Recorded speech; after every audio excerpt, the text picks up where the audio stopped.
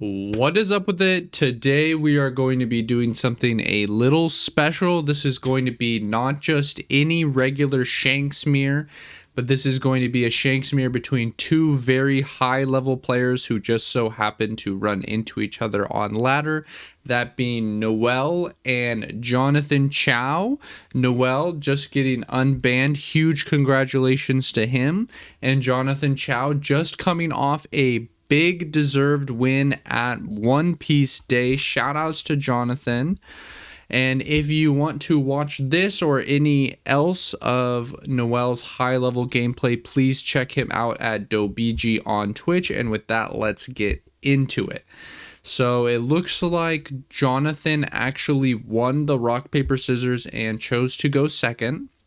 And Noel is going to go ahead and keep a hand of Uta, Beckman, Otama, Marco, and Ace. Going first, this hand feels really strong, feels really good. We're going to be able to play Uta on 1. And then on 5, we're going to have our choice between Marco and Ace. I think a lot of the time we'd be eyeing the Ace if we were on even curves because we wouldn't want them to Beckman it on 7. However, on odd curves, maybe we still favor the Ace, but maybe there's some worlds where we play Marco if our opponent tries to get a building snake out on board or something like that. But if we're able to find any sort of top end, which we are with the Shanks, if we're able to find any sort of top end, despite losing rock, paper, scissors, which, again, we found another top end in Rayleigh. If we're able to find top end, I think we're going to be in a really good position to win this. And yeah, again, Jonathan Chao congratulating Noel. That's huge. That's huge. I think Bandai has been pretty weird in some of their punishing player decisions that I have seen. So definitely happy to see that Noel was able to come back to the game. Obviously very passionate. He wasn't cheating or anything, which of course would be unacceptable. I'm under the impression he was using multiple accounts, which of course is against tournament policy, and please do not do that. But to me, I'm never gonna be too upset about that the way I would be, if a player was caught cheating, which to my knowledge is not at all what happened with Noel. I've heard nothing but good things about him. Okay, so we're just gonna poke 5 at life here. And now we're going to go ahead and poke 6 at the Lucky Roo. I imagine we're hoping to kill this. And then we're hoping to Beckman the Luffy. We'll probably Beckman the Luffy either way. And then now he's going to slam down a dragon and swing 7. I imagine we'll leader skill guard this one and take the next one.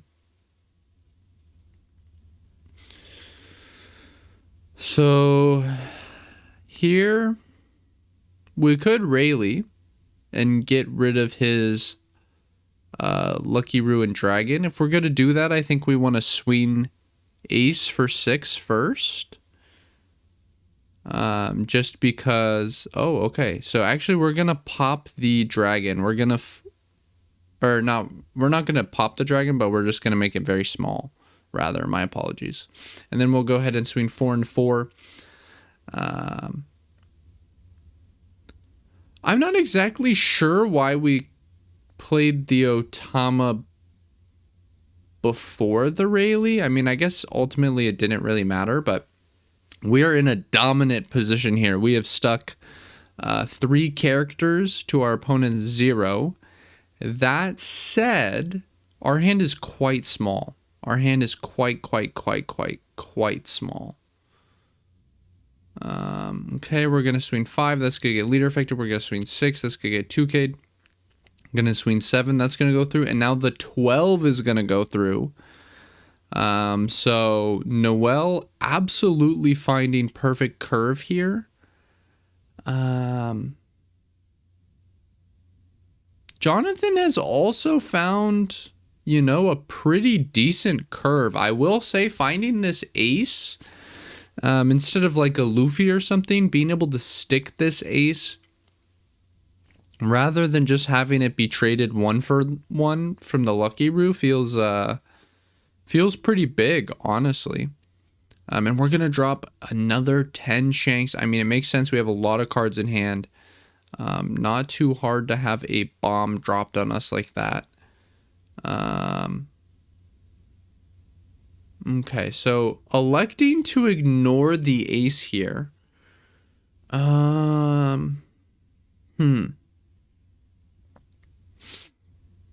I definitely have concerns here as Jonathan. I'm just going to pause it real quick just to think about what we would like to do here. I don't think there's any world where we can ever remove anything. What we can do is we can try and poke 11 with Shanks, which threatens an all-in 15.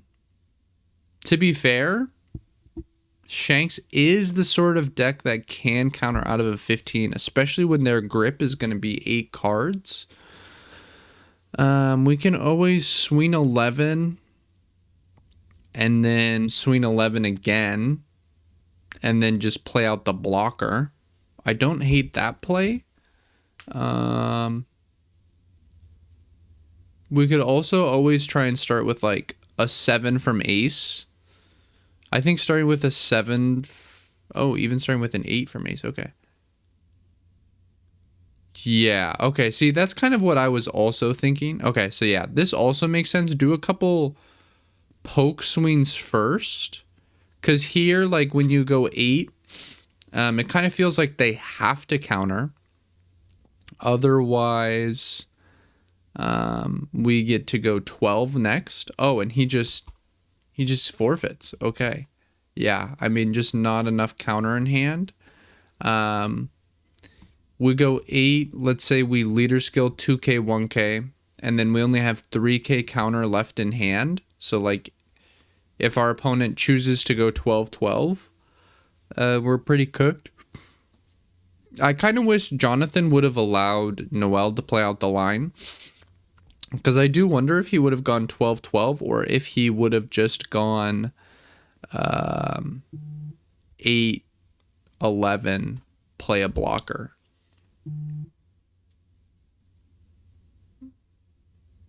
I mean, if he goes 8 there, then the next swing is 15. I feel like you just ship the 15 and you say, hey man, if you already leader skill 2k, 1k'd, and you still had enough where you knew you could counter out of a 15, like, bro, you're the GOAT. You can have it. Because, like, really the only way you can choose to not counter that 8 is if you're like, I know I can counter out of the 15. Like, you can't even really do the thing where it's like, I'll probably get a 1k out of life. Because, like, Shanks be playing a lot of bricks, bro. And especially if you already have that much counter cards in your hand, it's probably pretty unlikely that you have non-bricks in your hand. So, I do wonder how much of this game would have been different if we swung into the ace. To be honest, I kind of think Jonathan might have been cooked anyways. I mean, the thing is, Noel actually just didn't have any more plays. He just actually had no good plays this turn other than swing face twice. Like, the Marcos were, like, relatively dead. I guess he could, like, do one swing at life, then building snake one of the big drops and then jam it would potentially have been one of his plays. Because, like, putting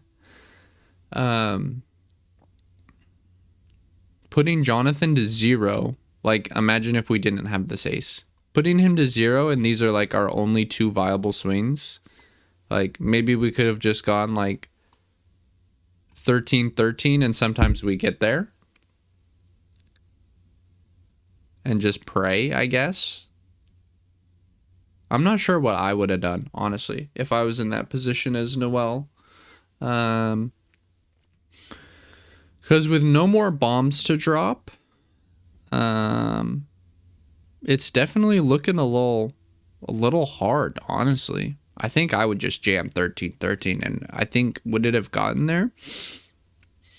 So he takes, and then, yeah, I would have got there. So if Noel had just done that, even if he lost the ace, it just didn't matter. He would have still won. But anyways, thank you all so much for watching. I hope you all have a great rest of your day.